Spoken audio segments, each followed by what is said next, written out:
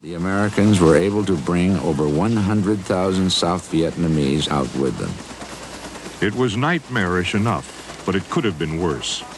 The last images of the war, U.S. Marines with rifle butts pounding on the fingers of Vietnamese who tried to claw their way to freedom. Millions of dollars worth of helicopters profligately tossed overboard from U.S. rescue ships, discarded like pop-top beer cans to make room for later arriving choppers. 32,000 desperate Vietnamese managing to make their way by sampan, raft, and rowboat to the U.S. ships offshore. The century's longest war was over in an efficient but ignominious evacuation. Its toll, more than 56,000 Americans dead and 303,000 wounded, upwards of 1 million dead Vietnamese. $141 billion spent, 7 million tons of bombs dropped, and all for a war that came, more or less, to nothing. The pullout from Vietnam marked America's final involvement to date in a major foreign war. But the pages of Time's World Department were still filled with violence and death.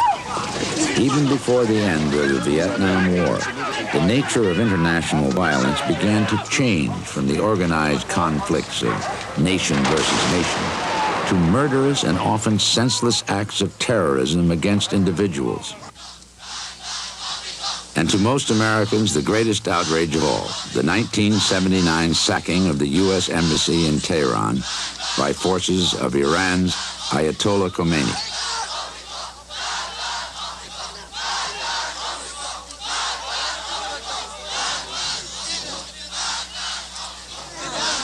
It was an ugly, shocking image of madness and mob rule. Blindfolded and bound, employees of the U.S. Embassy were paraded before vengeful crowds, while their youthful captors gloated and jeered. The U.S. was all but powerless to free the victims. Months would pass while Iranian students made a circus of the event with daily demonstrations in front of the embassy and in front of the television cameras of the world. The pressures on President Jimmy Carter mounted, forcing him to order a rescue attempt. It ended in disaster when 2 American aircraft collided in Iran.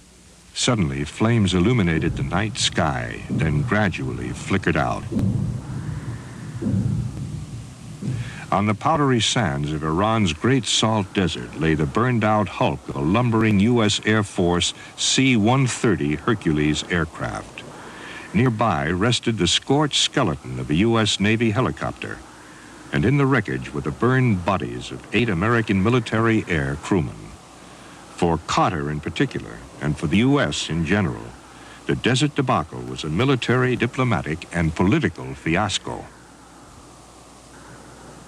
Finally, over 14 months after it began, Carter was able to negotiate the release of the hostages. Hello? Kevin? Right on, man. That's great. That's great. They were freed on his last day as president, just as Ronald Reagan was being sworn in as the nation's 40th chief executive. In a bold headline, Time called it America's Incredible Day, and few would disagree. It was an extraordinary conjuncture of events, compressed almost beyond credibility. Within a mere 41 minutes, a presidency began, an ordeal ended, and the nation was swept by a sense of shared emotion and exuberance not felt in years. Hollywood would not have touched such an improbable melodrama, but so it happened last week.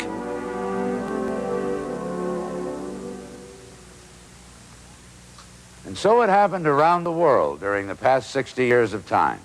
Event crowding upon event, detail overlaying detail, statistic piling upon statistic. What a time it was. And what a time it is. The statistics, details, and events, the magazine itself, are almost as incredible as the happenings of those 60 amazing years.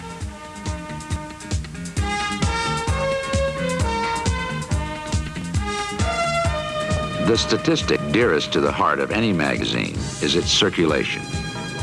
With a worldwide circulation of over 6 million copies a week in the 1980s, Time is the leader in its field. But it was not always so. The first issue of Time sold only about 9,000 copies out of a hoped-for 25,000. Things would improve more or less steadily after that, but Time never stopped looking for ways to sell more magazines. And one idea they hit upon was and remains unique. For 3 issues only, June 17th, June 24th, and July 1st, 1929, Time offered its readers a perpetual subscription. That's not a lifetime subscription, but one that goes on, and all for $60. As the offer stated, once paid, Time Forever After will bring to you and your descendants all the news of all the world every week to the end of time. And today, over a half-century later, some 170 children and grandchildren, and perhaps great-grandchildren of the wise readers who took up that offer, are still getting the benefit of that $60 investment. Time didn't only want more subscribers in those early days, it also wanted to know who they were. In 1928, the magazine sent out a questionnaire. Actually, it called it an inquisition, asking for personal background on its readers. It gave the survey the intriguing title, "Do You Own a Horse?" And the results were rather surprising. It turned out over 10% of Time's 1928 readers did indeed own horses, not including work horses, of course. 89% owned motor cars, and 10% owned 3 or more. Over 75% had gone to college. 52% had servants, and 11% had 3 or more. And 17 readers owned their own airplanes. This was, remember, just a year after Lindbergh's solo flight to Paris. All in all, a rather elite group of readers. Today, Time still feels that its readers are pretty special, and it goes to some pretty special lengths to provide them with their weekly supply of information and entertainment. 237 different editions are printed each week, and sometimes those different issues turn up in some pretty unusual places. An Iranian embassy guard probably didn't like what he was reading in Time during the hostage crisis. Socialite attempted murder suspect Klaus von Bülow leafed through Time while awaiting the verdict in his trial at Newport, Rhode Island. And in Poland, delegates at a solidarity meeting used the pages of Time to keep abreast of what the rest of the world was thinking. But it was not always like this.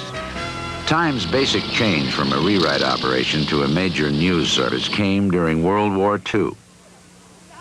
Dozens of correspondents and photographers covered every phase of the war, and the magazine was on its way toward becoming one of the world's prime sources of information. And as one of Time's editors noted when the atomic bomb ended that war, man's progress is often wombed in war's destruction.